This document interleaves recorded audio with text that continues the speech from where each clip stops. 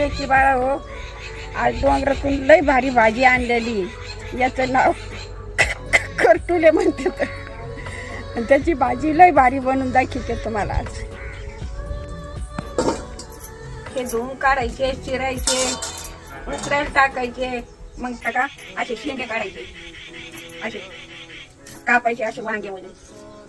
याच्या करता हे कशा करता हे वजन निभाया करता उत्तम बरं आहे. आता हे डोकं दुखलं, कुठं डोळे दुखले तरी विचारतं त्याच्यावर. कुठं खोकला आला, ताप आला तरी त्याच्यावर विचारतं.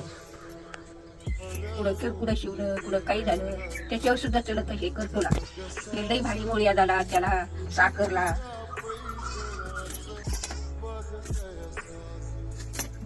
चूर चेतून घेते, मग कढई मांडते, शिजून घ्यायला धुवून शिजू घालते. आता काय पहिल्यांदा धुतली ती एकदा, आता धुवून कढईत टाकायचे, ते लिंबू टाकायचं आणि शिजायला टाकायचं. अशी धुवून घ्यायची लेकी बाळा. आणि मग भाजी त्याची बघा कशी होती. आता हे का वर चुलीवर ठेवायचं, लिंबू पिळायचं असं. जरशी पाणी टाकीते, शिजू टाकते आणि त्याला वाटून गाठून घालते. शेंगदाणे, मिरच्या, हा बाई असं पाणी टाकायचं जर शिजताना. आणि परत ठेवायची त्याच्यावर, परत ठेवायची. आता शिजू घातली तर आता चांगले शिजले तर आजीला थोडी मदत करू लागतो. आजी आम्हाला भाजी बनवून राहिली, त्याच्यामुळे मग मी आता कांदा कापितोय.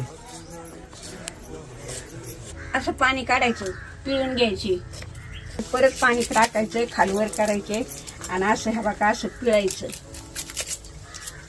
असं पिळून काढायचे, बासनात टाकायचं. कढई तापायला ठेवता, कढईत कांदा टाकीत, तेल टाकलं पळीवर. आता जिरे टाकीते,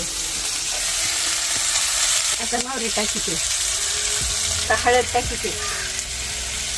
जरची मिरची आहे आपली दळलेली, तर मीठ टाकीते. आता शेंगदाण्याचा कूट टाकीते, घरच्या शेंगदाण्याचा आहे.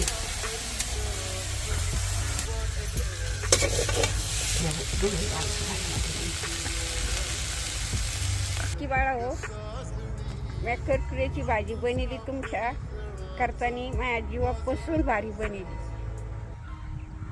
आता दुसरी कोणती भाजी आवडती तुम्हाला ती मला कमेंटमध्ये सांगा.